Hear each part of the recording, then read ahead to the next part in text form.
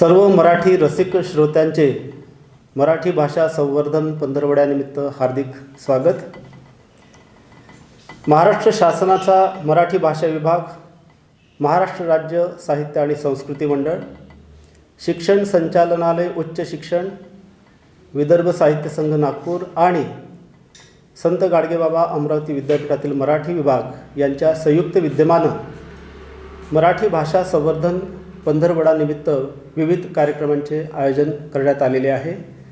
या पंधरवड्यानिमित्त आज दिनांक 28 जानेवारी रोजी साहित्याच्या अभिवाचनाचा कार्यक्रम आयोजित केलेला आहे. या प्रसंगी उपस्थित मराठी विभागातील विभाग प्रमुख डॉक्टर मोना चिमोटे, प्राध्यापक आणि पूर्व विभाग प्रमुख डॉक्टर मनोज तायडे, प्राध्यापक डॉक्टर माधव कुटवाड, प्राध्यापक डॉक्टर हेमंत खडके, सर्व ऑनलाईन कार्यक्रमासाठी उपस्थित असणारे सर्व मराठी भाषेचे अभ्यासक, साहित्यप्रेमी, या अभिभाषणाच्या कार्यक्रमासाठी उपस्थित विद्यार्थी, प्रतीक चिमणकर, वैष्णवी सानप, प्रेरणा वानखेडे, अभिजित इंगळे, श्यामली देशमुख आणि ऋतुजा हरणे, या सर्वांचं मी या प्रसंगी स्वागत करतो. मराठी भाषा संवर्धन पंधरवड्यानिमित्त मराठी विभागातर्फे जी विविध प्रकारचे कार्यक्रम आयोजित करण्यात आलेले आहेत, त्यामध्ये हा आजचा शेवटचा कार्यक्रम साहित्याचे अभिवाचन.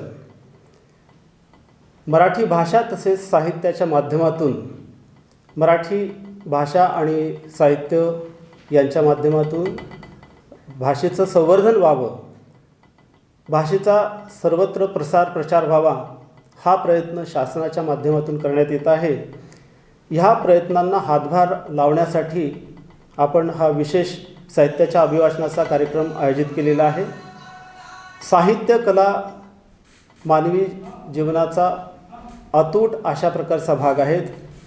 साहित्य कलांनीच मानवी जीवन अधिक सुंदर, आनंददायी झालेलं आहे.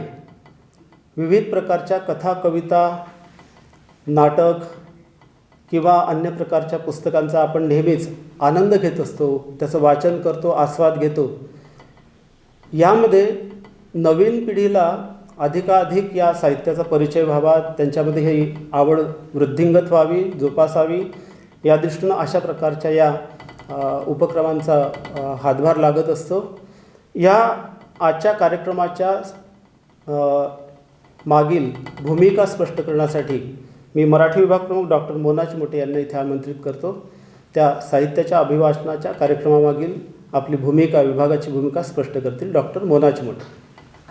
महाराष्ट्र शासनाचा मराठी विभाग, महाराष्ट्र राज्य साहित्य आणि संस्कृती मंडळ, शिक्षण संचालनालय, उच्च शिक्षण महाराष्ट्र शासन, विदर्भ साहित्य संघ नागपूर आणि पदव्युत्तर मराठी विभाग संत गाडगेबाबा अमरावती विद्यापीठ अमरावती यांच्या संयुक्त विद्यमानं मराठी भाषा संवर्धन पंधरवडा 2021 हा 14 जानेवारी ते 28 जानेवारी या कालावधीत संपन्न होतो आहे.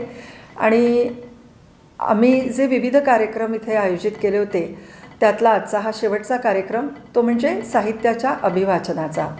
या अभिवाचनाच्या कार्यक्रमाचं आयोजन करण्यामागे माझी स्वतःची अशी भूमिका होती. मी ज्यावेळेला माझ्या सहकार्यांशी चर्चा केली, तर त्यामध्ये माझी अशी भूमिका होती की आपण आपल्या संलग्नित महाविद्यालयातील सर्व विद्यार्थी आणि विभागांमधले म्हणजे विद्यापीठातल्या वेगवेगळ्या विभागांमध्ये फक्त मराठीतलाच विभाग नाही, तर इतर विज्ञान शाखेतल्या विद्यार्थ्यांना पण आपण त्यामध्ये सामील करून घेऊया.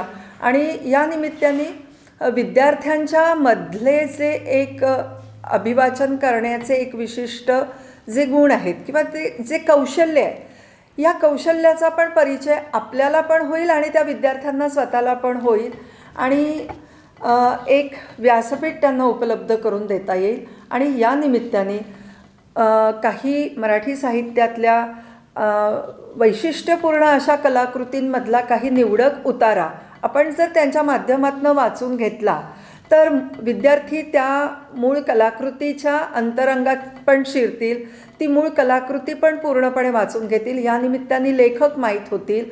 मग आम्ही या अभिवाचनासाठी जे वेगवेगळे साहित्य प्रकार निवडले आहेत, त्यामध्ये काही नाटक आहे, काही ललित गद्य आहेत, काही कविता आहेत, काही पत्र आहेत, काही कादंबरीतला उतारा, असे आम्ही ज्यावेळेला चर्चा करत होतो त्यावेळेला असे वेगवेगळे साहित्य प्रकार या निमित्ताने आपण पुढे ठेवायचे आणि विद्यार्थ्यांनी त्याचं अभिवाचन करायचं.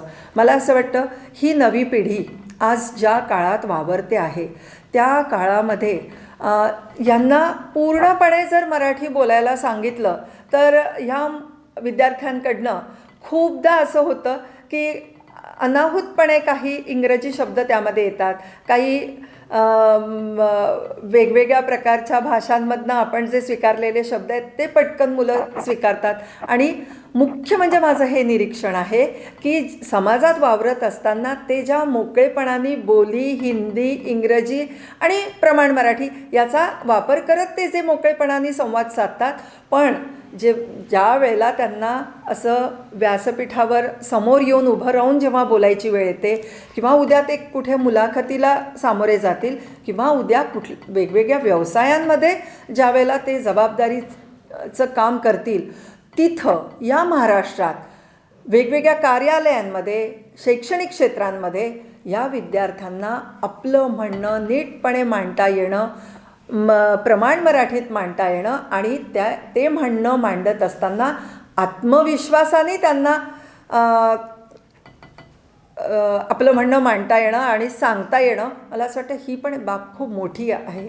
आणि अभिवाचनातनं तो उतारा जेव्हा मुलं वाचतात किंवा अभिवाचनातनं जेव्हा एखादा उतारा वाचला जातो, मग त्यामध्ये हे बघितलं जातं की तो उतारा कोणाच्या मुखातला आहे, तो पुल्लिंगी आहे की स्त्रीलिंगी आहे, त्यातनं कुठला भाव प्रदर्शित होणार आहे, त्यातले कुठले रस आपल्याला समोरच्या श्रोत्यांपर्यंत पोचवायचे आहेत.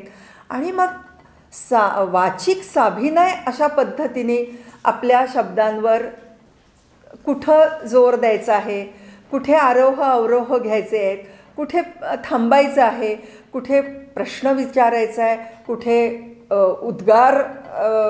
उद्गारवाचक ते वाक्य आहे असं दाखवायचं आहे, कुठे आश्चर्य व्यक्त करायचं आहे, कुठे करुण असा एखादा तो भाव तुम्हाला प्रदर्शित करायचा आहे. हे सगळं तुम्हाला फक्त वाचिक अभिनयातनं सादर करायचं असतं.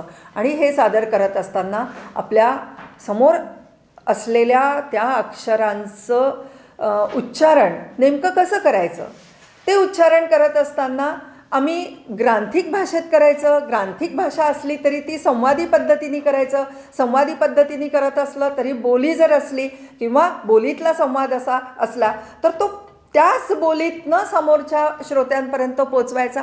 किती पैलू आहेत. साधं अभिवाचन असं जरी इथे वाटत असलं तरी कितीतरी पैलू ह्या अभिवाचनाच्या माध्यमातून आपण विद्यार्थ्यांना सांगू शकतो. आणि सगळ्यात महत्त्वाचं म्हणजे ती मूळ कलाकृती आपण श्रोत्यांच्या मनापर्यंत पोचवतो आणि मूळ कलाकृती वाचनाची गोडी निर्माण करतो आणि त्या गोडीच्या माध्यमातून मराठी भाषेचं कळत नकळत एक संवर्धन इथे होत असतं. ह्या विद्यार्थ्यांच्या वयोगटातले त्यांचे अनेक मित्रमैत्रिणी या निमित्ताने या अभिवाचनाच्या कार्यक्रमाला जोडले जातील. या निमित्ताने अनेक पालक, समाजातले अनेक मराठी रसिक असे करत करत ही शृंखला अधिकाधिक वाढवत नेणं आणि मराठी भाषेचं संवर्धन आपणच जर नेमकेपणाने केलं तर त्या भाषेचं संवर्धन होईल. त्याकडे खूप सन्मानाने आणि आदराने जर आपण बघितलं आणि आदराने आणि सन्मानाने ती जर आपण पोचवली तर खऱ्या अर्थाने मराठी भाषेचं संवर्धन होईल. हा जो शासनाचा उद्देश आहे, आम्ही मराठी भाषाप्रेमींचा पण हाच उद्देश आहे. आणि मराठी भाषेवर जे वेगवेगळ्या भाषांचे आक्रमणं होत आहेत, इंग्रजीचा प्रचंड प्रभाव वाढतो आहे, मीडिया म्हणजे वेगवेगळ्या प्रसारमाध्यमांमधनं सुद्धा जी अशी मिश्र भाषेतनं आपल्यासमोर ती भाषा सातत्याने येते, आदळते, त्यातनं थोडंसं अवधान बाजूला करून आपण पूर्णपणे आपल्या मराठी भाषेवर काही काळापर्यंत तरी लक्ष केंद्रित करून मराठी भाषा आत्मसात करणं आणि मराठी भाषा स्वतः आत्मसात करून तिचं संवर्धन करत तिला वाढवत नेणं हाच खरं या अभिवाचनाच्या मागचा उद्देश आहे.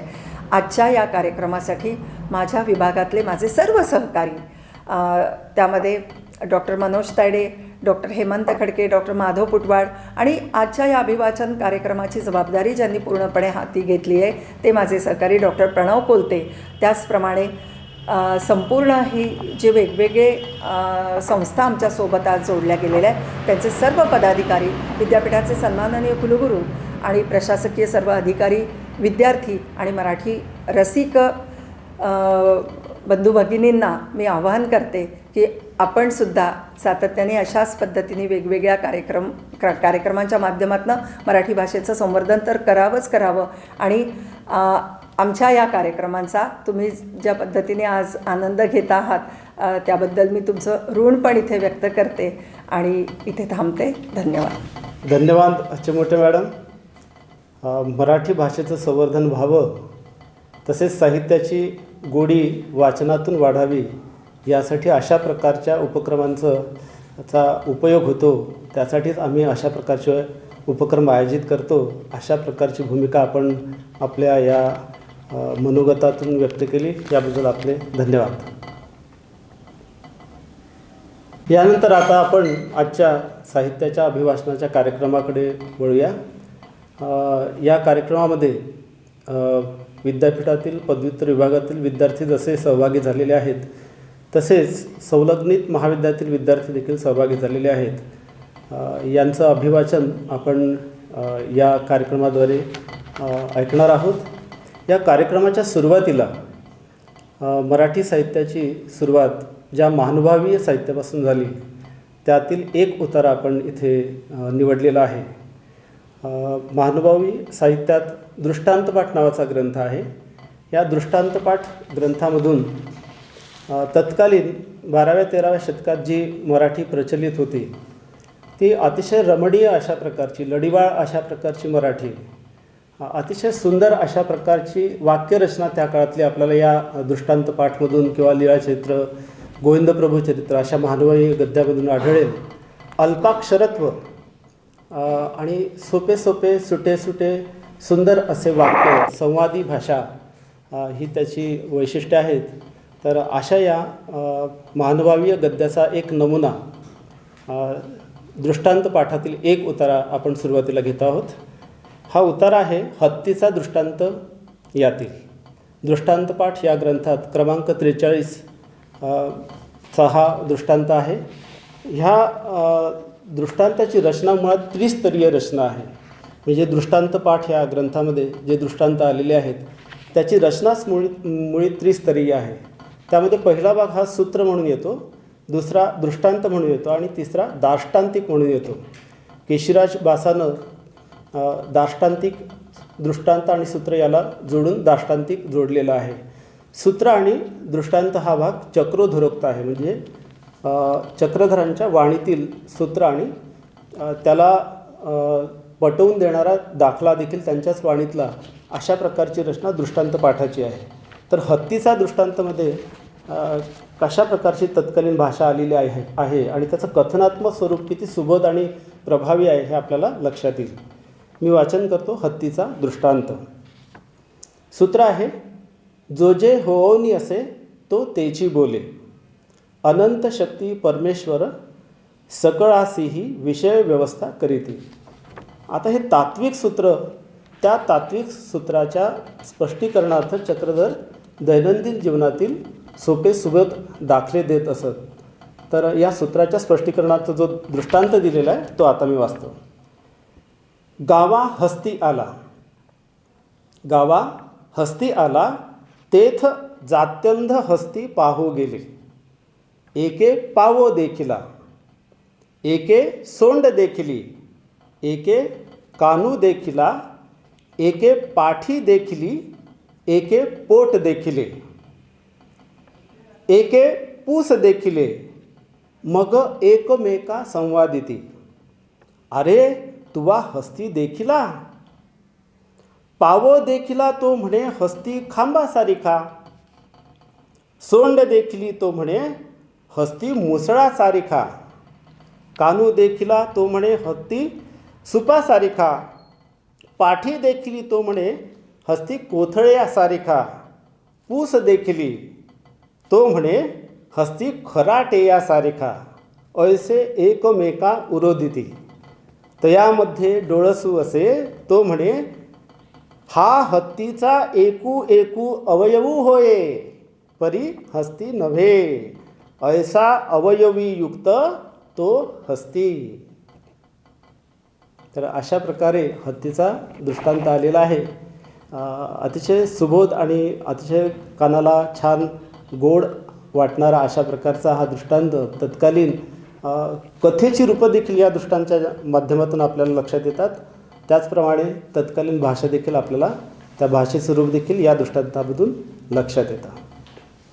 यानंतर मध्ययुगीन मराठीचा एक नमुना म्हणून आज्ञापत्रातील एका उत्तराचं वाचन आपण इथे घेणार आहोत. आणि आज्ञापत्रातील प्रधान महिमा या उत्तराचं वाचन करणार आहे आमच्या मराठी विभागाचा विद्यार्थी अभिजित इंगळे. अभिजित इंगळे हा MA मराठी झालेला आहे. MAला असताना गुणवत्ता यादीत प्रथम आलेला होता आणि सध्या PhDचा संशोधक विद्यार्थी आहे. अभिजित इंगळे. प्रधान महिमा. प्रधान म्हणजे राजरक्षण ग्रहाचे स्तंभ आहेत. राज्य यथोचित संरक्षण नूतन निर्माण करणे याचे मुख्य कारण प्रधान. प्रधान म्हणजे नृपसत्ता प्रसारक. प्रधान म्हणजे प्रजापालन धर्म संरक्षणाचे अध्यक्ष. प्रधान म्हणजे राजमदजनी अन्याय सागराची मर्यादा. प्रधान म्हणजे हस्तीचे अंकुश. किंबहुना प्रधान म्हणजे यहलोकी राज्यकृत्य संपादनामुळे नृपाची विश्रांती. धर्मप्रतिपालनामुळे परलोकीची दीपिका. प्रधानापेक्षा राजलोकास इतर आप्त व अधिकोत्तर कमीपी नाही. सकल सेवकांपेक्षा प्रधानाचा बहुमान विशेष आहे. प्रधान हेच राजलोकांचे बाहू. प्रधान हेच राजबंधू. ऐसे राजलोकी पूर्ण चित्तात आणून व लक्षणिक प्रधान पाहून करावे. त्यावरी सर्व राज्यभार ठेवावा. धन्यवाद अभिजित. यानंतर B. रघुनाथ यांच्या अलकेचा प्रवासी या लघुनिबंध संग्रहातील एका उत्तराचं वाचन करायला मी आमंत्रित करतो कुमारी वैष्णवी सानपीला.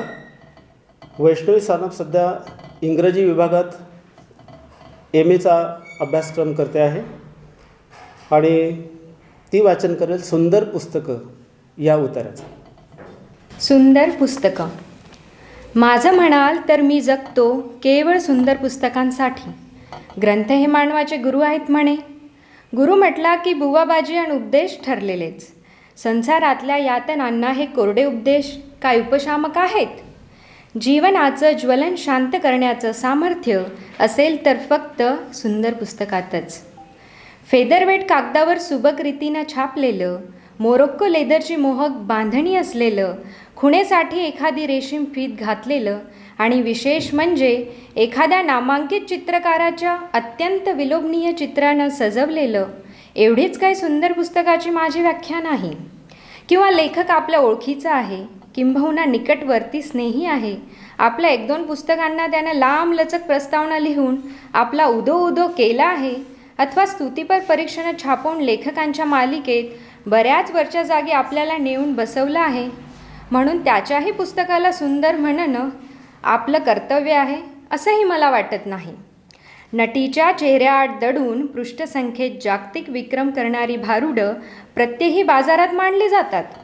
त्यापैकी एखाद्यावर अव्वल दर्जाचा क्रांतिकारक ग्रंथ आणि अशा तऱ्हेची अनेक विशेषणं जोडून रसज्ञतेची परमावधी झालेली परीक्षणं छापलेली दिसतात. राशी भविष्य इतकंच पुस्तकावरील अभिप्रायही छापून येणं सामान्य झालं आहे. पुस्तकाचं सौंदर्य ही एक स्वयंसिद्ध गोष्ट आहे अशी माझी निष्ठा आहे.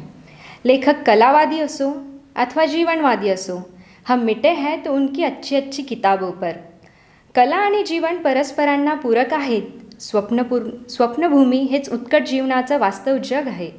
जीवनाची उज्ज्वल आणि प्रगाढ स्वप्न चितारण्याशिवाय कलेचा आणखी हेतू आहे तरी कोणता? सुंदर पुस्तकच अशा प्रसन्न स्वप्नांनी पुरेपूर भरलेली असतात. उशाशी ठेवाविषयी वाटतील ती सुंदर पुस्तकं, अशी माझी सुंदर पुस्तकांची व्याख्या आहे. विकत घेतल्याशिवाय पुस्तकं मी सहसा हाताळीत नाही आणि त्यातली उशाशी ठेवण्यासारखी कोणती हे निवडल्याशिवाय राहत नाही. सुंदर पुस्तकं उशाशी असल्याशिवाय मला झोप येत नाही आणि ती रात्री सामसूम झाल्याशिवाय मी वाचायला काढली आहेत असंही कधी होत नाही. सुंदर वस्तूच्या पाठीमागं विनाश आणि सुंदर पुस्तकांच्या पाठीमागं फुकट वाचक नेहमीच चिकाटीनं चुडशीले लागलेले असतात. म्हणून एकटं आणि एकीकडं शांतपणानं वाचित बसण्यासाठी मी रात्रीची वेळ निवडली आहे. हे तर खरंच, पण महाराज, सुंदर पुस्तकं अशा निवांत रात्री वाचायची नाहीत, तर काय अनंत व्याप वाढवणाऱ्या दिवसाच्या वेळी की गाडीतल्या प्रवासात, गर्दीत आणि गोंधळात. दिवसाची त्रस्तता काही काळापुरती का होईना निवविणारी संध्याकाळ मला एखाद्या स्वर्गीय देवतेसारखी वाटते. तिचा साक्षात्कार अल्पकालीन असला तरी तिच्या कुशीत दडलेलं रजनीचं रम्य शैशव हळूहळू विकसू लागतं.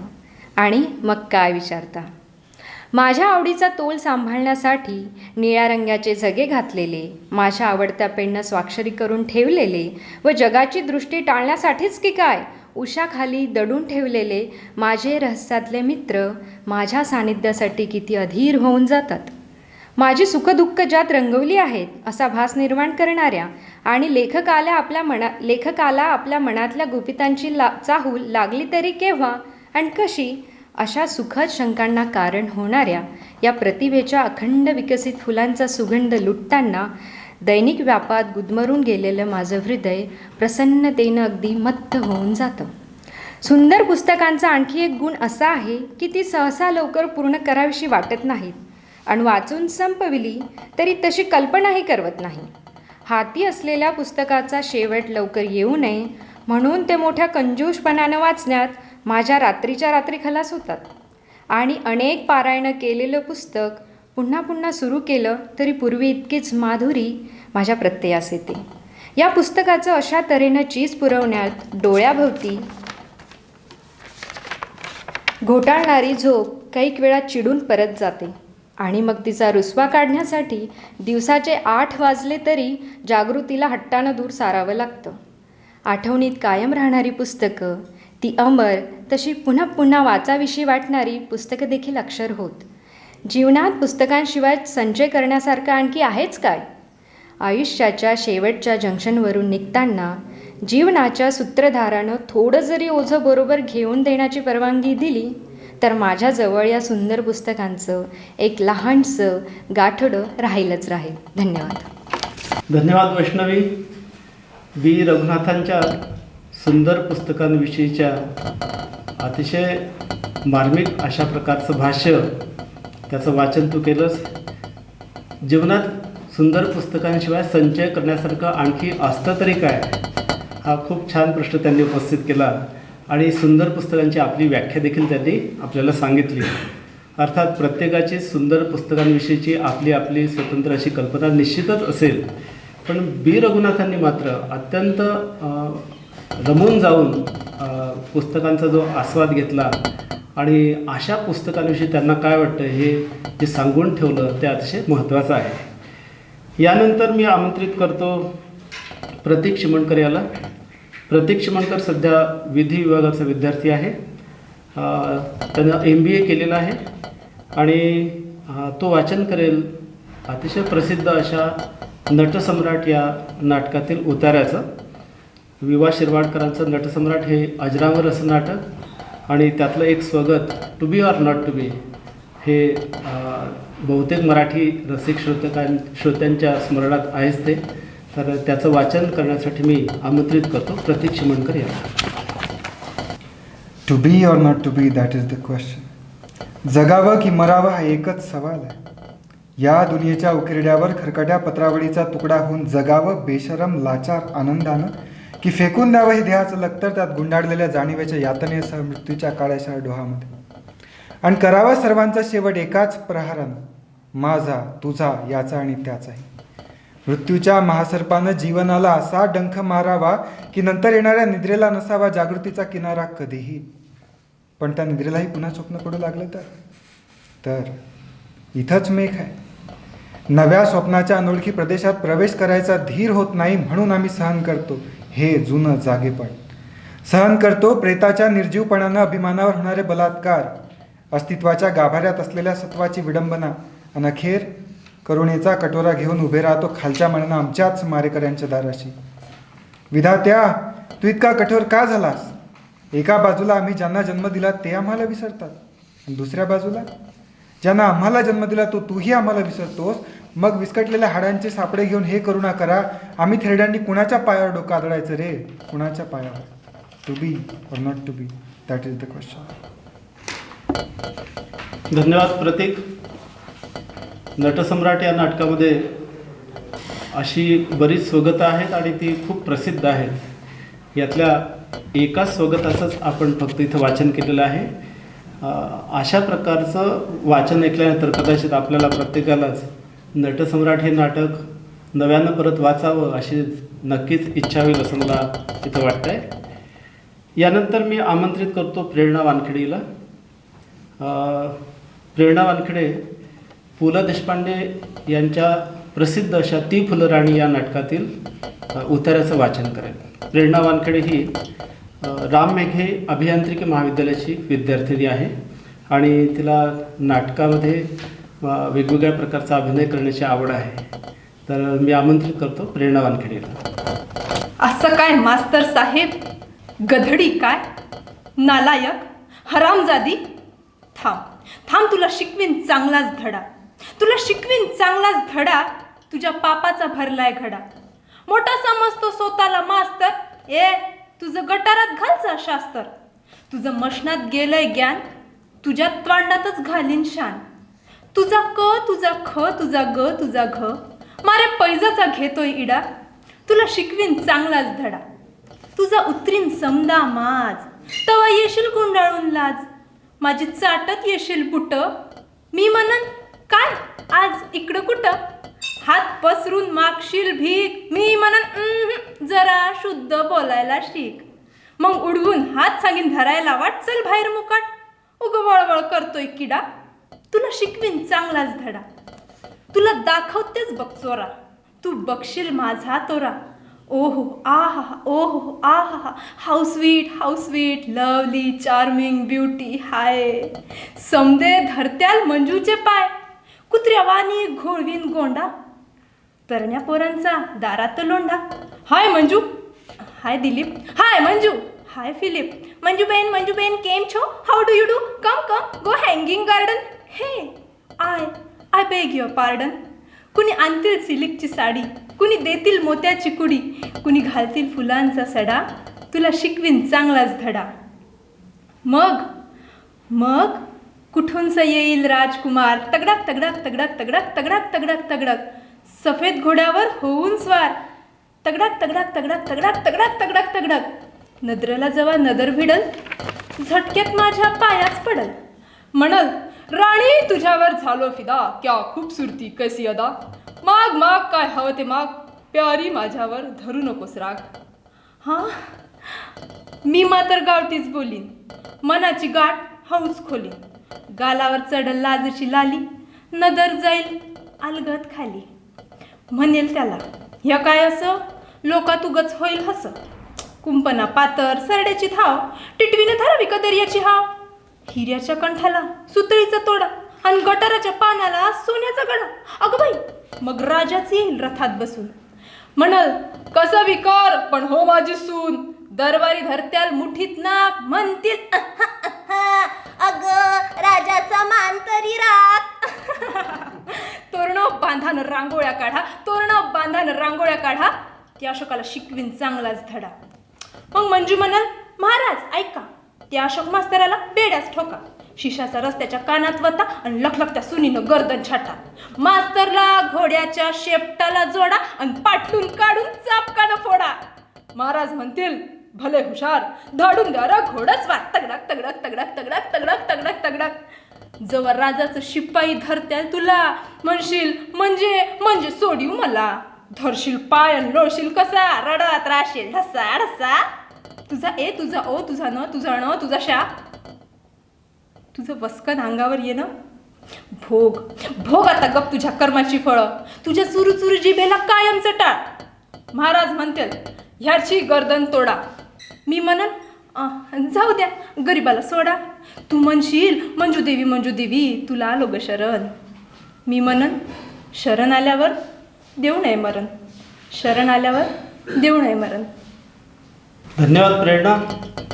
तुझ्या या अभिभाषणानं आज आम्हाला भक्ती बर्वेंच्या प्रयोगाची आठवण झाली.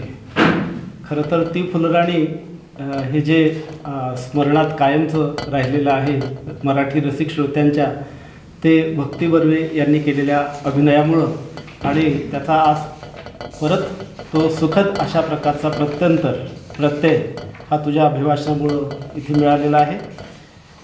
यानंतर मी आमंत्रित करेन श्यामली देशमुख हिला. श्यामली ही तसे आमच्या मराठी विभागाची माझी विद्यार्थिनी आहे. तिनं ग्रंथालय आणि माहितीशास्त्र विषयातली पदव्युत्तर पदवी देखील प्राप्त केली आणि आकाशवाणीवरती निवेदिका म्हणून देखील ती काम करते. तर अशी श्यामली आता जनानी जयपुरी वसंत बापट यांचा एक ललित लेख आहे, त्याचं वाचन करेल श्यामली देशमुख. जनानी जयपुरी. राजा जयसिंगाला सन 1727 एक स्वप्न पडलं. खूप दीर्घ स्वप्न, प्रशस्त स्वप्न. त्याचा आरंभ झाला तेव्हा आकाशात नक्षत्रांचा खच पडला होता. ते संपले तेव्हा अरुणाची झळाळी आभाळावर पसरली होती. जयसिंग जागा झाला आणि कामाला लागला. एका सुंदर स्वप्नाला कायम चिरबंद करणे हे काम सोपे नव्हे, लहानसहान नव्हे, पण जयसिंगानं ते करून टाकलं. काम संपलं. त्यावेळी जयपूर नावाचं एक नाजूक महानगर अवतरलं. वाळूच्याच रंगाचा एक मोठा कागद जयसिंगासमोर होता. तो वाऱ्याने फडफडू नये म्हणून त्याने चौतर्फा कंकर ठेवले. मग हलक्या हातानं त्यानं एक चौकन रेखला. त्या चौकनाच्या रेषांना 8 ठिकाणी व्यवस्थित छेद दिला. मग या 8 ठिकाणाहून निघणाऱ्या आडव्या उभ्या पट्ट्यांचा एक पटच त्यानं तयार केला. त्याच्यावर इथे आणि तिथे रत्न मांडून झाल्यावर त्याने आपल्या प्रधानाला, पुरोहिताला, सेनापतीला, खजिनदाराला बोलावून घेतलं.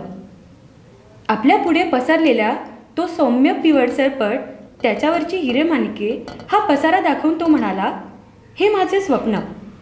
अशी आणि एवढी राजधानी मला हवी आहे. बोला, हे काम कोण कोण करायला तयार आहे? थक्क होऊन पाहत राहिलेल्या मानकऱ्यांना काही केला कोडं सुटेना. आपण हरल्याची कबुली त्यांनी लगेच देऊन टाकली. राजा निराश झाला. आपल्या सायाला कोणीच येणार नाही या विचारानं खट्टू झाला. तोच त्याच्या महालातील चिकाचे पडदे थरथरले. काकने किनकिनली आणि मानकऱ्यांना सीतमीत करीत एक मंजूर स्वर म्हणाला, हे काम मी करीन. या मंजूर स्वराचा पडसाद पुन्हा पुन्हा येत राहिला. हे काम मी करीन, मी करीन, आम्ही करू. राजाचं वैभवशाली स्वप्न साकार करू. दुःख नको करू माझ्या राजा, खंत नको करूस. हे असे खरोखरच घडले का? घडलं असलंच पाहिजे. त्याशिवाय हा नाजूकपणा शहराला येईल कसा? महाराणीनंच या नगराची जळणघळण निश्चित केली असेल. राणी वशानंच नेमून दिली सगळी कामं. केवळ स्त्रियांनीच फोडली इथले पाषाण. त्यांच्या हाताच्या स्पर्शाने हे पाषाण लाल झाले. त्यांना सांधणारा तो लोण्याहूनही मऊ आणि वज्राहूनही कठोर चुना तोही मळला कंकणदार मनगटांनी.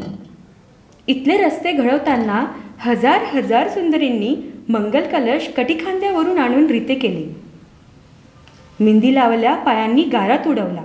गिलाव्यामध्ये कितीतरी कुंकू, कितीतरी काकणचुरा आणि थोडेसे काजळ मिसळले. चला ग, घुमर नाचूया असे म्हणतच सगळे काम केलेले असल्याने नाचायला लागणाऱ्या विशाल प्रांगणासारखे इथले रस्ते झाले. इथे काम करणाऱ्या गडणी डोली पालखीतून यायच्या आणि देखरेख करणाऱ्या राजकुमारी हत्तीवरून. म्हणूनच इथे निरुंदपणाला, खुजलपणाला वावच नाही. मोठ्या आणि उंच कमानी, विशाल आणि प्रदीर्घ राजमार्ग, आखीव रेखीव चौक, लाल पाषाणाचे महाल, महिरीपेंच्या तोरणावर उभी असलेली कळसदार सोनेरी छपरे, मनसोक्त सैर करण्यासारखे विस्तीर्ण बागा, मुख्य कोणते ते ओळखता येऊ नये असे सगळे शाही दरवाजे, राजधानीत येणाऱ्या पांथस्थानं. सौदागरांना सुखने देवाणघेवाण करता यावी यासाठी रचलेल्या धनंतर पेठा, या सर्व वास्तूंवर सतत फिरत राहिलेले हात पुरुषाचे असणे शक्य नाही. ज्या हाताने जयपूर घडवले ते हात कमळाच्या देठासारखे कोमल, पाकड्यांसारखे तांबूस आणि मधासारखे गोड होते. जयपूरला गुलाबी शहर म्हणण्याची फॅशन आहे, फार चांगली फॅशन आहे. कारण खरोखरच अकराळ विक्राळ पसरलेल्या थरच्या वाळवंटाच्या किनाऱ्यावर जादूनं उभं केलेली ही एक फत्रांची बागेशाही आहे. या गुलाबी नगरीमध्ये गुलाबी समता आहे. म्हणजे असे की वाडा राजाचा असो, सावकाराचा असो की आणखी कोणा सामान्याचा असो, त्याचा चौथरा, खांब, कमानी आणि मुख्य म्हणजे गवाक्षांची जाडी लाल पाषाणाचीच असेल. रईस आणि रयत सर्वांच्या घरावर गुलाबी हात फिरवलेले आहे. निवास आणि बाजारपेठ, पूरद्वार की मंदिर मार्ग सर्वत्र लालिमा आहे. आणि रंग कसा, तो जराही डोळ्यात खुपत नाही. या रंगाला जयपुरी लाल असे खास नाव द्यायला हरकत नाही. अकबर बादशहाने फत्तेपूर सिक्रीला वापरलेला हाच रंग, पण जयपूरसारखा तो सामान्य रयतेच्या वाटेला आला नाही. राजवाड्याला व किल्ल्याला लाल पाषाण आणि प्रजेला चुना अशी मोगल वाटणी जयपुरात दिसायची नाही. ही एक खुशीचीच लाल समता नाही का?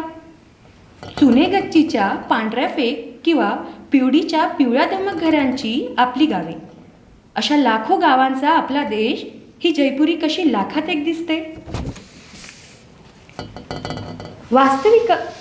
वास्तविक जयपुरात पाहायची गोष्ट एकच.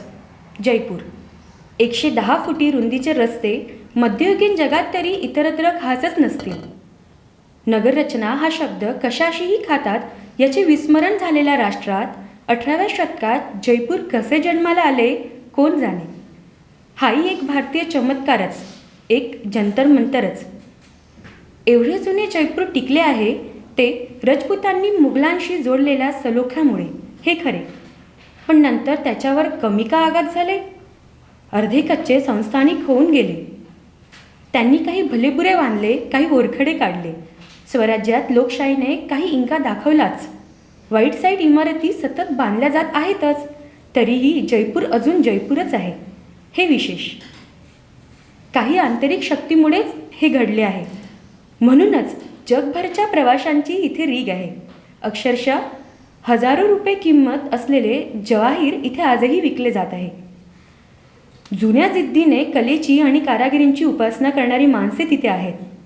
परंपरेने शिकवलेले तशी भांडी घडवणारी, साड्या शेले विणणारी, जुते बांधणारी, रंगकाम करणारी हुन्नेरी माणसे अजूनही शाबूत आहेत.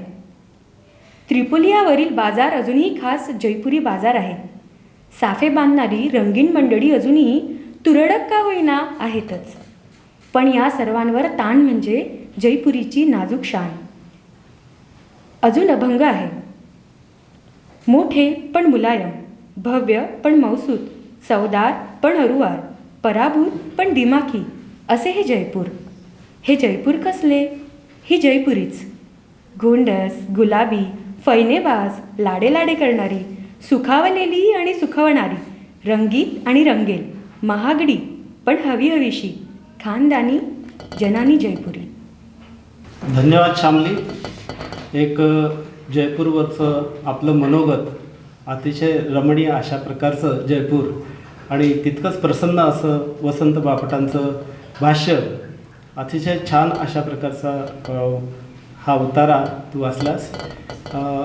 बी रघुनाथांची मला आठवण होते. त्यांनी लघुनिबंधांबद्दल असं म्हटलेलं आहे की लघुनिबंध म्हणजे विशिष्ट व्यक्तित्वाचा स्वच्छंद आविष्कार. ललित लेखांमध्ये जे काही लेखक लिहत असतो तो अशा प्रकारचं जे तो रमून जाऊन जगतो, जीवनातले अनुभव घेतो, ते उत्कटेने तो मांडत असतो. आणि मग असं उत्कटतेनं जे मांडलेलं असतं ते वाचकांच्या हृदयाला स्पर्श केल्याशिवाय राहत नाही. आणि याचाच प्रत्यय आता आपल्याला या जनानी जयपुरीमधून आलेला आहे. यानंतर मी आमच्या विभाग प्रमुख डॉक्टर मोना चिमटे यांना विनंती करतो, त्यांनी 2 कवितांचं वाचन करावं. डॉक्टर मोना चिमटे. धन्यवाद कुलते सर. आत्ता श्यामलीने आपल्यासमोर जनानी जयपुरी हा ललित लेख वाचला त्यातल्या जयपूर शहर घडवतानाचं जे राजाचं जे स्वप्न होतं ते स्वप्न जेव्हा पूर्ण केलं गेलं तेव्हा त्या स्वप्नातलं जे जयपूर त्याला घडवायचं होतं त्यामध्ये अतिशय वृक्ष अशा बांधकामातल्या कल्पनांना साकार करत असताना स्त्रियांचा सहभाग त्यात असल्यामुळे आज ते जयपूर जगभरातल्या लोकांचं आकर्षणाचं केंद्र झालेलं आहे आणि कुठल्याही धोरणांमध्ये स्त्रियांचा जर सहभाग असला तर त्याचं स्वरूप किती विधायक किती सुंदर होऊ शकतं हा विचार कदाचित वसंत बापटांना आपल्यासमोर ठेवायचा असेल असं मला वाटून गेलं. आणि ज्या स्त्रियांना कायम आपण उपेक्षित ठेवतो आणि त्या स्त्रियांचा सहभाग वाढवणं हाही खरं म्हणजे या साहित्याच्या माध्यमातला एक मुख्य हेतू असला पाहिजे. आणि ह्या स्त्रियांच्या ज्या वेदना आहेत ज्या वेदनांची त्यांना कधी जाणीवच झालेली नाही आहे अशा पद्धतीची एक कविता मी आपणासमोर ठेवण्याचा प्रयत्न करते. चिरीमिरी या काव्यसंग्रहातली ही कविता अरुण कोलटकरांची वामांगी. देवळात गेलो होतो मध्ये तिथं विठ्ठल काही दिसना रुक्माई शेजारी नुसती वीट. मी म्हणालो राहिलं रुक्माय तर रुक्माय कुणाच्या तरी पायावर डोकं ठेवायचं. पायावर ठेवलेलं डोकं काढून घेतलं आपल्यालाच पुढं मागं लागल म्हणून आणि जाता जाता सहज रुक्मायला म्हणालो इठू कुठं गेला दिसत नाही. रुक्माई म्हणाली कुठं गेला म्हणजे उभं नाही का माझ्या उजव्या अंगाला. मी परत पाहिलं खात्री करून घ्यायला आणि म्हणालो तिथं कोणी नाही. म्हणते नाकासमोर बघण्यात जन्म गेला बाजूचं मला जरा कमीच दिसतं. दगडासारखी झाली मान अगदी धरली बघ इकडची तिकडं जरा होत नाही. कधी येतो कधी जातो कुठं जातो काय करतो मला काही माहीत नाही. खांद्याला खांदा भिडवून नेहमी बाजूला असल विठू म्हणून मी पण बावळट उभी राहिलं. आषाढी कार्तिकीला इतके लोक येतात नेहमी मला कधीच कसं कोणी सांगितलं नाही. आज एकदम मला भेटायला आलं 28 युगांचं एकटेपण. संतोष नारायणकर परभणी यांची एक कविता मी आपणासमोर सादर करते. स्त्री संवेदनांना व्यक्त करणारी ही कवितेचं शीर्षक आहे नदी आणि त्या चौघी. त्या चौघी नदीवर गेल्या होत्या पारोशा अंगानं घरातल्या मळक्या कपड्यांचं गठुडं घेऊन. कपडे धुताना आंघोळी करताना नदी त्यांच्याजवळ त्या नदीजवळ काय बोलल्या काय माहीत. कपडे स्वच्छ झाले त्या शुभ्र झाल्या नदीही नितळ झाली. त्या चौघी नदीवर गेल्या होत्या खूप रडल्या बिचाऱ्या. नदी आता त्यांचेच अश्रू घेऊन वाहते आहे. त्या चौघी नदीवर गेल्या होत्या रिकाम्याच घागरी घेऊन. येताना घागरीत नदीला घेऊन आल्या घरी. त्या चौघी नदीवर गेल्या होत्या. नदी तेव्हा कोरडीफट पडली होती. त्या चौघींनी काठावर बसून आपापलं दुःख सांडून टाकलं. नदी आज दुथडी भरून वाहते आहे. त्या चौघी नदीवर गेल्या होत्या शेवटचंच एकदा. आजही गावात गोष्ट सांगितल्या जातात नदीसोबत त्या चौघींच्याही. त्या चौघी कुठेच नाहीत आता. नदी मुकी वाहते बिचारी. धन्यवाद चिमोटे मॅडम. आपल्या या साहित्याच्या अभिभाषणामध्ये आपण ललित गद्याचे उतारे घेतले कथेतले काही उतारे घेतले अंश घेतले आणि आता तुम्ही ज्याचं वाचन केलं त्या कवितेचे देखील अंश आपण सादर केले. एक प्रकारे आपल्या या साहित्याच्या अभिवाचनाला परिपूर्णताच लाभत आहे असं म्हटलं तरी हरकत नाही, कारण नाटकाचे देखील अंश वाचण्यात आलेले आहेत. तर यानंतर मी आमंत्रित करतो ऋतुजा हरणेला. ऋतुजा हरणे श्री शिवाजी महाविद्यालय अमरावती, विज्ञान महाविद्यालय अमरावती येथील विद्यार्थिनी आहे आणि विज्ञान शाखेतली पदवी ती सध्या घेत आहे. अंतिम वर्षाची ही ऋतुजा सतत वादविवाद स्पर्धांमध्ये आम्हाला दिसते, पण आज तिला वेगळ्याच शैलीतल्या उतार्याचं वाचन करायचं आहे. तर मी आमंत्रित करतो ऋतुजा हरणेला. नमस्कार, मी ऋतुजा हरणे सादर करीत आहे कुसुमावती देशपांडे लिखित मध्यान्ह.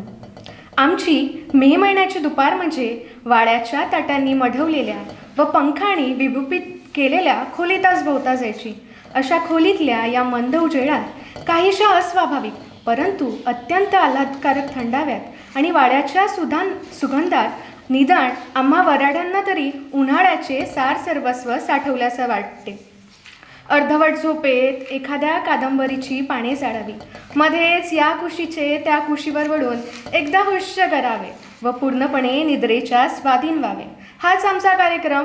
माझेही दिवस बहुतेक असेच जातात. पण एके दिवशी ऐन उन्हाळ्याच्या वेळी बाहेर कोणीतरी आले म्हणून मला वरंड्यावर यावे लागले आणि त्यावेळेस मला कळून चुकले की निसर्गाला खरोखरच आपले सौंदर्य, आपली दुःखे, आपले आनंदाचे क्षण जे जे म्हणून आपल्या जीवनात खरोखरच महत्त्वाचे असेल ते मानवी दृष्टीपासून दडवूनच ठेवावेसे वाटते. एरवी ज्यावेळी सृष्टीच्या दैनंदिन नाटकाला आत्यंतिक रंग चढतो तेव्हाच तिच्या सान्निध्यात राहावयाला मानव असमर्थ का ठरतो? तिच्या जीवनातला रस आपल्या अंतःकरणात साठवण्याची संधी साधून घेणे त्याच्या आटोक्याबाहेर का जाते? मी बाहेर आले तेव्हाचे दृश्य अगदी तसेच होते.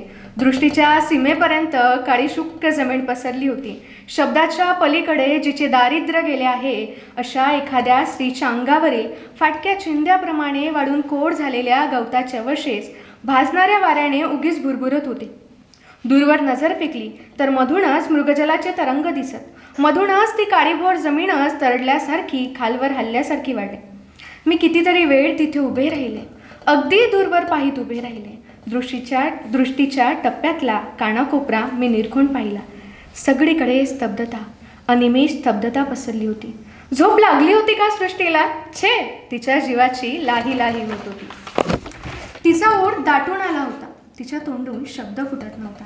क्षितिजाच्या कडेवर थोडीशी शिंदीची काही आंब्याची झाडे अंधुकपणा दिसत होती, पण त्याची छाया कितीशी पुरी पडणार त्याचीच तडणार याची जाणीव असल्यामुळे ती जणू निमूटपणे निश्चल उभी होती. कोरडा ठणठणीत रुंद रस्ता मात्र उन्हात तडपत होता. वर अथांग निळे आकाश पसरले होते. मला माझ्या एका मैत्रिणीची आठवण झाली. तिच्या जीवनातल्या एका अतिउत्कट प्रसंगी मी तिच्याजवळ होते. अशीच ती हतबुद्ध झाली होती. तिचे विशाल धैर्यशाली अंतःकरण दुःखाने भारावून गेले होते. तिच्याजवळ गेले की माझे समाधानाचे शब्द आतल्या आत विरून जावे, माझे पाऊल मंद व्हावे. अशा आत्यंतिक दुःखापुढे त्याच्याशी झगडणाऱ्या धैर्यशाली जीवापुढे मस्तक आपोआपच नम्र होते. त्या क्षणी सृष्टीसखी अशीच आपल्या आंतरिक दुःखाशी झगडत होती. पण मला आणखीही काही आठवणी झाल्या. खरोखर पावसाळी दुपार म्हणजे प्रेमळपणाची मूर्ती आहे. कॉलेजातील अनियंत्रित दिवसात कित्येक वेळा मी दुपारचा सर्वच वेळ खुल्या आकाशाखाली घालवला आहे. त्यावेळी सर्वजण मोठ्या मोठ्या इमारतीत आपल्या कामात दंग झाले असल्यामुळे सारे रस्ते खुले होतात. मानवी श्वासाचा संपर्कही नसलेला पावसाळी वारा अनिर्भीतपणे बागडू लागतो. नुकतेच वर मान करणारे कोवळे गवत आपले पंख फडफडू लागते. त्या सौम्य उन्हाने जणू धीट होऊन इकडे तिकडे पाहू लागते, हसू लागते. येऊन गेलेल्या सरीच्या थेंबांनी झाडे पाने चमकू लागतात. अशा वेळी माझ्या एका मैत्रिणीला व मला आत बसून जीव जसा कोंडल्यासारखा वाटू लागे. कशाचीही फिकीर न करता, छत्रीचा कधी विचार न करता आम्ही आमच्या हक्काच्या शेता टेकड्याकडे वळावे. एरवी फिरायला गेलो रस्त्याने गुणगुणाची सोय नाही, मोठ्या मोठ्याने हसण्या खिदळण्याची सोय नाही. कुठे थांबावेसे वाटले तर नीटच बसणे भाग. पण दुपार म्हणजे पूर्ण स्वातंत्र्याची वेळ. ते स्वातंत्र्य लाभले म्हणूनच काय आम्ही कितीतरी वेळ अक्षरही बोलू नये. प्रत्येकाचे मन त्या अपरंपार शांतीतच विलीन होऊन जावे. त्यावेळी शब्द प्रीतिमय लहर लागेल तिथे आम्ही अंग पसरून द्यावे. पूर्ण सुखमय आयुष्यात देखील इतक्या समाधानाचे क्षण क्वचितच येत असतील. तिथे अद्भुत रम्य असे काहीच नव्हते. भरास आलेली कुकड्याच्या गाण्याने निनादलेली आंब्याची झाडे नव्हती. संदेचा विलास, तिची उत्कटता, तिचे गोड औदासिन्य नव्हते. उशीची चैतन्यपूर्ण खडबड, क्षणोक्षणी बदलते रंग नव्हते. काहीही नव्हते. फक्त सारख्याच दिसणाऱ्या टेकड्या व अर्थांग पसरलेले काळेसर निळे आकाश होते. हिवाळ्यातील दुपार काय कमी मनोरम असते. त्यावेळच्या उबदार हवेची गोडी अस्सल सुखवादांना देखील पटेल. तिचा आस्वाद घेत उन्हात पडले असताना डोळ्यांना चारही बाजूंना जणू समृद्धीची ऊब दिसू लागते. हेमंताचे सोने सगळीकडे पसरलेले असते. गव्हावर सोनेरी तांबूसपणा चढायला सुरुवात होते. कडुनिंबाच्या पाण्याचे सोने होऊन ती गरागरा शिवाशिवी खेळत हिंडू लागतात. जसजशी शिशिराची कडा उसळू लागते तसतसा भिंगाराच्या झाडावर निवळ सोनेरी शेंगा लटकू लागतात. तर पिवळ्या कांचनाचे झाड एकेका फांदीवर एखादं दुसरं सुवर्णमय फूल घेऊन डोलू लागते. पराकाष्ठ्याच्या एकतांतेने जणू दोन्हीही एकूण एक पानाला झुंगारून आपल्या जीवनाचे सुवर्णमय ध्येय गाठण्याच्या आनंदात विरत असतात.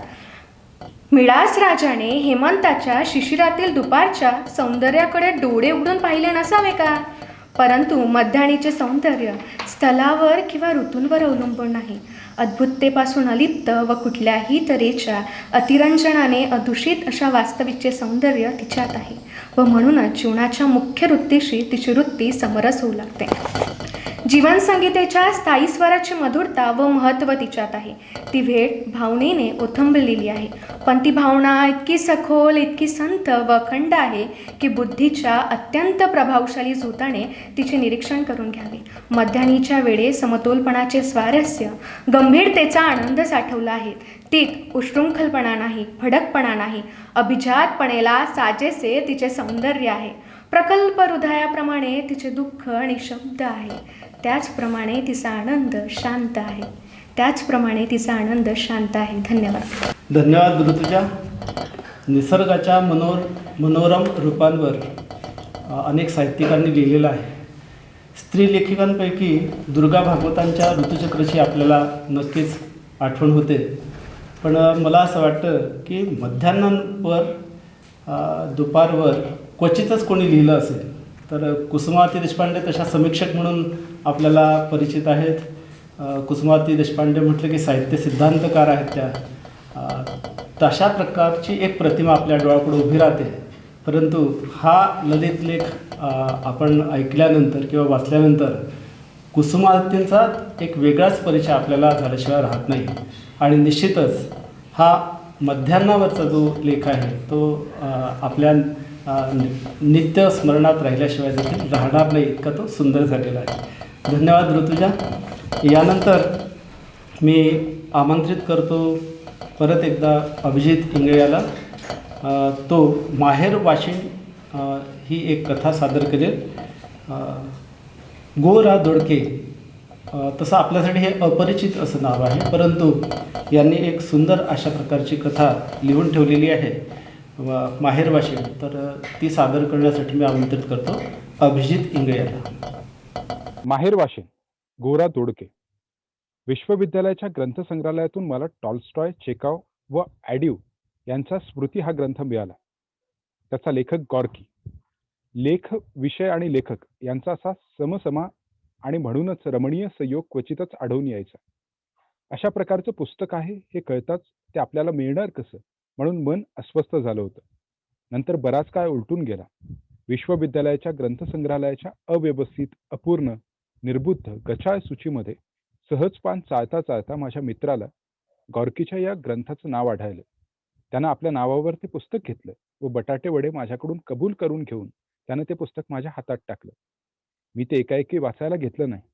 त्याआधी हाती आल्याचा आनंद उपभोगीत होतो. चित्र बघायची, कुठली 5-7 ओळी वाचायच्या आणि हातावेगळं ठेवायचं. असंच ते एकदा मेजावर पडलं होतं. त्याच वेळेला माझा एक मित्र आला. त्यानं ते पाहिलं. माझ्यासारखा तो आंबट शौकीन नाही. तो म्हणाला, मी 1-2 दिवसात वाचतो आणि परत करतो. त्याने ते नेलं. 2 दिवसात वाचून परत करणारा एक मित्र त्यालाही होता आणि असाच एक त्याच्या मित्रालाही मित्र होता. शेवटी पुस्तक परत करायला 2 दिवस उरले तेव्हा ते माझ्याकडे आलं. मग ते शेल्फमध्ये समोर न ठेवता पुस्तकाच्या मागल्या बाजूला पसरतं ठेवलं व वाचायच्याच वेळेला ते बाहेर काढायचं हा निश्चय मनाशी केला. त्याच रात्री मी 25-30 पानं वाचली. दुसऱ्या दिवशी सकाळी मी पुस्तक ठेवलं होतं तिथे ते काढण्याकरता म्हणून हात घातला. तोच एकाएकी हात बाहेर काढून घेतला. एक फुसकारा ऐकू आला. भीती वाटली. सापाची कल्पना मनात आली. नजर त्याच ठिकाणी ठेवली. कोपऱ्यातील काठी उचलली. विचार असा की साप असला तर त्याला खाली पाडावं व काठीच्या एका टोकानं ठेचावं. काठीच्या टोकानं 1-2 पुस्तकं खाली पाडली व मग दुरूनच काही दिसलं की काय म्हणून बघू लागलो. काहीच दिसेना. मग बाजूलाच असलेलं एक गलिगठ्ठ पुस्तक खाली ओढलं. तो काय? मला माझंच हसू आलं. मनातून भीती पार पळून गेली. तिथं वासुकी तक्षकाचा प्रजाजन नव्हता. होती आमच्या घरची निनी मांजर. ती तिथे बसली होती. मांजराचा आकार न धरलेली मासाची 3-4 पांढरे शुभ्र लुसलुशीत लोंदके कॉर्कीच्या स्मृतीच्या ग्रंथावर निनीच्या पुढ्यात होते. पुस्तकाच्या पृष्ठाचा निळा रंग, दोनक्याचा शुभ्र रंग, आकाशातली जणू काय लहान लहानशी शुभ्र मेघशकलच. मी कौतुकानं त्यांच्याकडे बघत होतो. पण निनीला काही खपलं नाही ते. ती गुरगुरली. मी तिच्याकडे पाहिलं. तितक्यात संताप, संशय आजवर मी इतका कोणाच्याच डोळ्यात पाहिला नव्हता. असं तर निनीचं बाळंतपण झालं. तिला बाळ झाली. बाळंतीण अगदी खुशाल आणि माझ्या खोलीत ती बाळंत झाली. बाळंतपणाला आली. माणसामध्ये मुली बाळंतपणाला माहेरी येतात. निनी माझ्या खोलीत आली बाळंतीण व्हायला. माझी खोली तिचं माहेर, तिची आई, तिचे वडील. छान छान छान. हे सगळं विचार मनात येत असताना मी आपल्याशीच हसत होतो. मागल्या जन्मात घेतलेलं न परत केलेलं कर्ज या जन्मी कोणत्या ना कोणत्या रूपानं फेडावं लागतं म्हणतात. मुलींना तर आपण कर्जदारीन, दावेदारीन म्हणतोच. निनी माझी कर्जदारीन असेल आणि म्हणूनच आली असेल बापडी माझ्या खोलीत बाळंतपणाला, आपलं कर्ज घ्यायला. देवाघरचा न्याय आहे म्हणतात ना. पण हिच्याकरता खर्च काय लागणार आहे? सूतकगृहात अथवा म्यूर मेमोरियलमध्ये तिला न्यावं लागणार नाही. डॉक्टर शिराई किंवा डॉक्टर वझलकर यांना बोलवावं लागणार नाही. पनवेलचा बाळंत काढा नंबर 1, 2, 3 अथवा ब्रँडी आणून तिला पाजावी लागणार नाही. बाळंत विडा नाही, बाळ लेणं नाही, पोरांना आंगडं टोपडं नाही, काहीच नाही. काय कर्ज घेणार आहे ती? पुन्हा माझं लक्ष निनीकडे गेलं. तिच्या पिलांकडे गेलं. साहजिकच पुस्तक नजरेला आलं. पुस्तक उद्या परत करायला हवं. निनीची पिलं उद्यालाच काही पायावर उभी राहायची नाहीत वा डोळे उघडून भोवताली बघायची नाहीत. निदान 3-4 दिवस तरी घेतील. परतीच्या तारखेनंतर दिवसाला 1 आणा दंड भरावा लागणार. दुसऱ्या दिवशी सकाळपासून निनी पिलापासून दूर कुठे जाते की काय म्हणून मी सारखा बघत होतो. तिथं थोडीशी हालचाल केली की मी दुसरीकडे बघतो आहे असं दाखवायचं. पण नजर मात्र निनीच्या हालचालीवर होती. अशा रीतीनं 9 वाजले. मला शाळेत जायचं असल्यामुळे आता आंघोळीला जाणं भाग होतं. मी दोरीवरचं धोतर ओढलं, टॉवेल काढून खांद्यावर टाकला व खोलीबाहेर पडलो. आंघोळ झाल्यावर मी खोलीच्या दारापावतो आलो तोच निनी लगबगीने आली आणि उडी मारून माझ्या अगोदर खोलीत शिरली व शेल्फवर चढून पिलाशेजारी जाऊन बसली. पण प्रत्यक्ष शाळेत जायच्या वेळेला मी एक प्रयोग करून पाहायचं ठरवलं. पुस्तक तर आज परत करणं आवश्यक आहे. नाहीतर आणा आणि 1 आणा म्हणजे 2 चहाचे कप, उसाचा रस, लेमन, सगळं जग. शाळेत जायची सगळी तयारी झाल्यावर सायकल बाहेर काढून ठेवली. निनी बसल्या ठिकाणी चुळबुळ करू लागली. बहुधा बाहेर निघण्याचा विचार. खोलीचं दार ओढून घेतलं. सायकल बाहेरच्या दाराजवळ ठेवली. दाराजवळून मी दूर होताच निनी बाहेर आलेली मी चोरट्या नजरेनं पाहिली होती. थोडा वेळ इकडं तिकडं केलं व खोलीकडे पाऊल न वाजवता दबत दबत सावकाशपणे येऊ लागलो. खोलीच्या दाराजवळ तर आलो. दार ढकललं.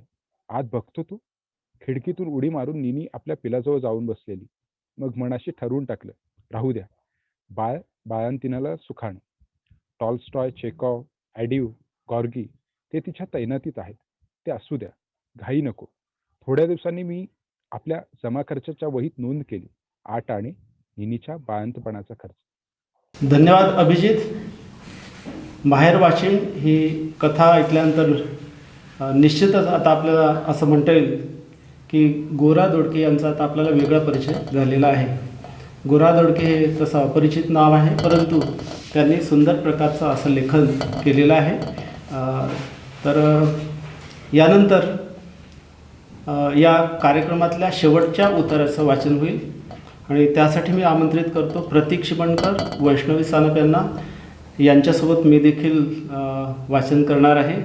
आणि थँक्यू मिस्टर ग्लाड या लोकप्रिय अशा नाटकातील उताराचं वाचन होईल. अनिल बर्वे यांनी थँक्यू मिस्टर ग्लाड हे नाटक लिहिलेलं आहे आणि त्यातल्या 10व्या प्रवेशाचं आता आम्ही वाचन करू. अनिल बर्वे यांच्या थँक्यू मिस्टर ग्लाड या नाटकातील 10व्या प्रवेशाचं आता आम्ही वाचन करणार आहोत. थँक्यू मिस्टर ग्लाड हे अतिशय लोकप्रिय असं नाटक आहे आणि यातलं वीरभूषणचं पात्र तसंच ग्लाडचं पात्र हे प्रसिद्ध आहे. वीरभूषण हा क्रांतिकारी संघटनेचा अध्यक्ष दाखवलेला आहे आणि जनसामान्यांसाठी त्यांच्या कल्याणाचं काम करत असल्यामुळं त्याला देशद्रोहाचा खटला त्याच्यावर भरून अटक झालेली असते आणि तो जेलमध्ये बंद असतो. त्या जेलचा जेलर हा ग्लाड दाखवलेला आहे. या ग्लाडची कन्या जेनी आहे.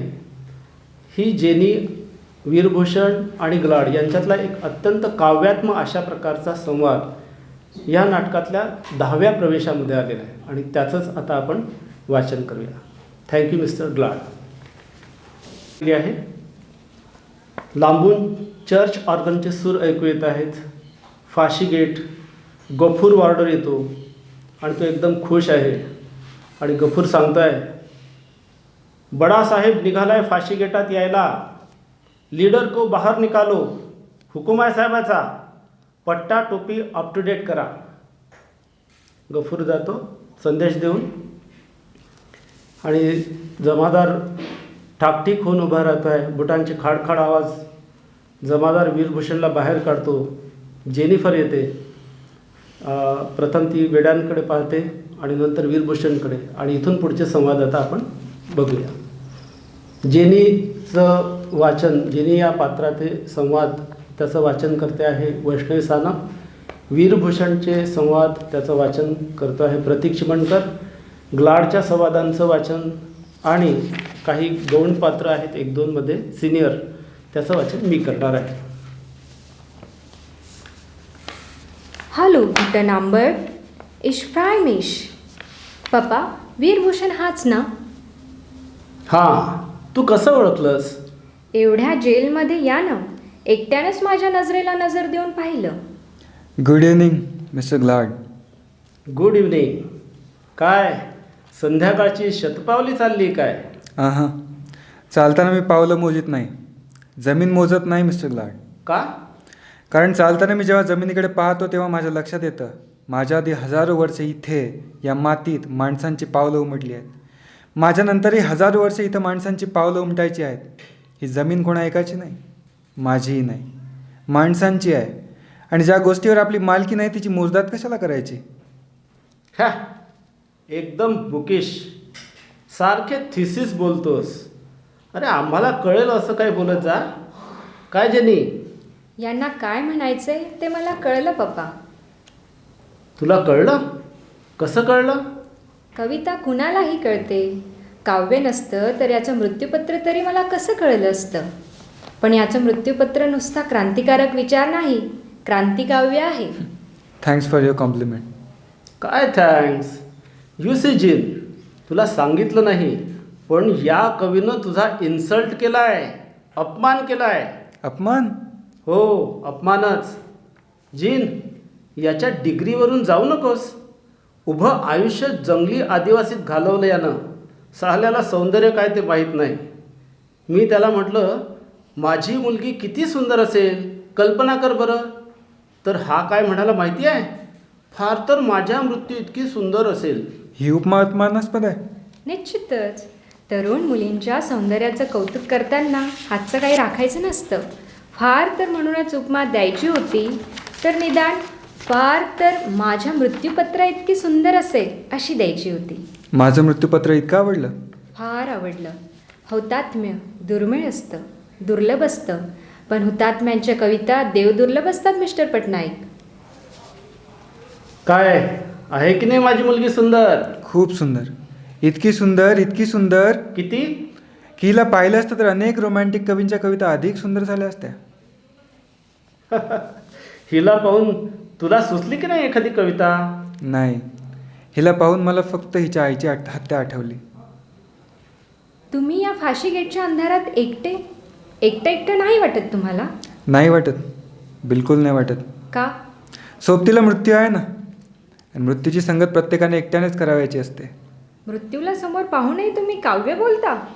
मला वाटायचं फक्त फुलांना पाहून कविता सुचतात. ह्या कविता सुटणार आणि फुलांना पाहून? इडिऑटिक थॉट. कोणत्या गाढवाला फुलांना पाहून कविता सुचतात? का? फुलांना पाहून कविता सुचत नाही?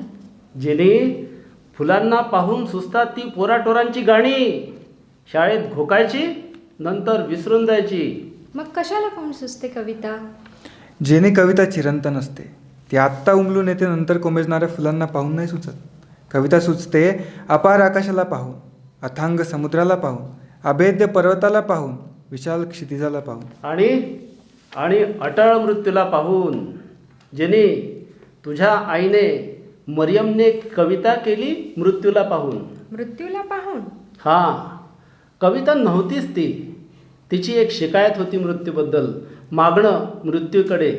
शिकायत मृत्यूबद्दल, मागणं मृत्यूकडे? हो. हे मृत्यू असा दबलेल्या पावलांनी येऊ नकोस मारेकऱ्यासारखा. ये, अगदी आनंदानं तू ये. ज्याला त्याला साजेलसं रूप तेवढं घेऊन ये. वीरासाठी शूराचं मरण घेऊन ये. कवीसाठी पतंगाचं जळणं घेऊन ये. माझ्यासाठी पडतीचं विझणं घेऊन ये. अरे देऊ शकतोस फक्त मरण, तर एक मरण मोलाचं दे, एक मरण मोलाचं दे. माझ्यासाठी पणतीचं विझणं. ए पोरा, विचार कसला करतोयस? विचार करत नाही मिस्टर ग्लाड, पाहतोय पणतीचं विझणं. मागं वळून मी जेव्हा उमाकडे पाहतो तेव्हा पणतीचं विझणं काय असतं ते मला समजलं. तेल संपेपर्यंत जळत जळत मग विझून जायचं. मला पाहायचंय तुझ्या उमाला, भेटायचंय तिला. कधी येणार आहे ती तुला भेटायला? ती आता कधीच येणार नाही. कधीच येणार नाही? तिला आठवण नाही यायची तुझी? का नाही यायची? अगं, जिनं आपल्या पदराची सावली इथे या फाशी गेटतही माझ्या डोक्यावर धरली, तिला माझी आठवण नाही यायची. मग का नाही येणार ती तुला भेटायला? कारण तिला अजून खूप वाटचाल करायची आहे. माझ्या डोळ्यांना का होईना, पण क्रांती झालेली दाखवायची आहे तिला. त्यासाठी उभं ओसाड आयुष्य चालत राहिलं पाहिजे तिला. अनवाणी पायांनी पाय सुजले तरीही. ए हरामखोर, तुझ्या उमाचा पत्ता दे मला. काय लागेल ती मदत करेन मी तिला, अगदी माझी दुसरी मुलगी समजून. हे बदमाश, दातखिळी बसली काय तुझी? माझ्याकडून मदत घ्यायला शरम वाटते काय तुला? शरम वाटत नाही मिस्टर ग्लाड, खेद वाटतो. खेद? कसला खेद? तुमची इच्छा असूनही तुम्ही तिला मदत करू शकणार नाही आहात. का नाही मदत करू शकणार? मिस्टर ग्लाड, गेस्टापोंनी मरियमला फरफडत गॅस चेंबरमध्ये ओढत नेलं, त्यावेळी तुम्ही तिला काय मदत करू शकलात? जुलमी अत्याचारापुढे जे लढायला उभे राहिले त्यांना जुलमी अत्याचारांच्या पुढे गुडघे टेकवणारे कधीच मदत करू शकणार नाहीत. मरियमला तुमची मदत करू शकला नाहीत, तुम्हालाही तुम्ही मदत करू शकणार नाही. इतक्यात तिथे घाबऱ्या सिनियर येतो आहे आणि मग त्याचे देखील इथे संवाद आहे. सर, होम डिपार्टमेंटकडून अर्जंट मेसेज आला आहे. त्यात लिहिलं आहे. अरे काय लिहिलं आहे? जेलला आग लावा म्हणून लिहिलं आहे का? नाही सर, त्यात लिहिलं आहे तुम्ही स्वतःच ऑफिसमध्ये येऊन पाहाल तर. इथं सांगितलं तर काय बिघडणार आहे? बिघडणार काही नाही, पण माझ्यासमोर सांगणार नाहीत ते. का? कारण त्यात माझ्या फाशीचा हुकूमनामा आला आहे. हां, तुम्हाला कसं कळलं? कळलं नाही, नुसता अंदाज केला. खरं आहे ना? रिअली? Yes sir. कैदी नंबर 842 वीरभूषण पटनाईक याला येत्या शनिवारी सकाळी 6 वाजता फाशी देण्यात यावं असा हुकूमनामा आलाय. पोरा, अखेर तुझा मृत्यू आला. हा, पण साजेसा नाही आला मिस्टर ग्लाड. मगाशी कोणती कविता म्हणत होता तुम्ही? असा दबलेल्या पावलांनी येऊ नको मारेकऱ्यासारखा. ये, अगदी आनंदानं तू ये. ज्याला त्याला साजेलचं रूप तेवढं घेऊन ये. पण हा मृत्यू चोरा चिलटाचं मरण घेऊन आला, वीराचं मरण घेऊन नाही आला. पप्पा, हा वीरभूषण आणि डाकू लुटेरासारखा फाशी जाणार. त्याला देऊन देऊन मृत्यूच द्यायचा असेल तर वीराचा मृत्यू मोलाचं मरण का नाही देत तुम्ही? जाऊ दे जेनी, तुझे पप्पा आगतिक आणि असहाय आहेत. त्यांना फक्त हुकमाची तामिली करायची. जीवन तर देता येत नाहीच कुणाला, पण मृत्यू साजेसा देऊ शकत नाहीत. Am I wrong mister glad? Please, Papa, give him a soldier's death. I beg of you, Papa, please give him a soldier's death. Stop it, stop it. हा 113वा जेनी, हा 113वा ज्याला मी हँग करणार, ज्याला मी हँग करणार, हँग करणार, hang. धन्यवाद मित्रांनो. आज आपण साहित्याचे अभिवाचन या कार्यक्रमातून प्राचीन मध्ययुगीन मराठीची रूपं सादर केली, तसेच अर्वाचीन आधुनिक मराठीची देखील रूपं सादर केलीत. दृष्टांतपाठ, आज्ञापत्र अशा प्राचीन मध्ययुगीन वाङ्मयाची किंवा वाङ्मयातील उतार्यांचं आपण वाचन केलं. त्याचबरोबर वाङ्मय प्रकारातील ललित गद्य असेल, कथा असतील, कविता असेल किंवा नाटक असेल, तर या जवळपास प्रमुख सर्वच वाङ्मय प्रकारातल्या उतारांचं आपण वाचन केलं आहे. मी या उतारासाठी ज्या विद्यार्थ्यांनी वाचनासाठी प्रयत्न केला, सहकार्य केलं, त्या सर्वांचे इथे विभागाच्या वतीनं आभार मानतो आहे. आणि सर्व मराठी रसिक श्रोते जे या पंधरवड्याच्या विविध उपक्रमांना उपस्थित होते, त्यांचे देखील आभार मानतो. तसेच आमचे कुलगुरू डॉक्टर मुरलीधर चांदेकर, प्रकुलगुरू डॉक्टर राजेश जयपूरकर, कुलसचिव डॉक्टर तुषार देशमुख, तसेच महाराष्ट्र शासनाचा मराठी भाषा विभाग, महाराष्ट्र राज्य साहित्य आणि संस्कृती मंडळ, शिक्षण संचालनालय उच्च शिक्षण, विदर्भ साहित्य संघ नागपूर आणि आमच्या विद्यापीठातील विविध प्रशासकीय विभाग, ज्यांनी ज्यांनी आम्हाला सहकार्य केलं त्या सगळ्यांचे इथे मी आभार व्यक्त करतो. आणि मराठी रसिक श्रोत्यांना आवाहन करतो की जास्तीत जास्त मराठीचा त्यांनी वापर करावा. मराठी भाषा, मराठी साहित्य यावर भरभरून प्रेम करावं. साहित्याच्या अभिवाचनाचा आपण आज प्रयोग केला. याच प्रयोगातून आपल्याला असं लक्षात आलं असेल की ह्या वाचनामुळे साहित्याची आपली गोडी देखील वृद्धिंगत निश्चित होते. त्याचबरोबर जीवनात काही संचय करायसारखं असेल तर ती अशा प्रकारची ही जी संपदा आहे, वाङ्मयीन संपदा, तर ती आपण निश्चितच जवळ बाळगावी. यातून आपल्या भाषा आणि संस्कृतीचं निश्चितच संवर्धन झाल्याशिवाय राहणार नाही. सर्वांचे आभार व्यक्त करतो आणि थांबतो. धन्यवाद.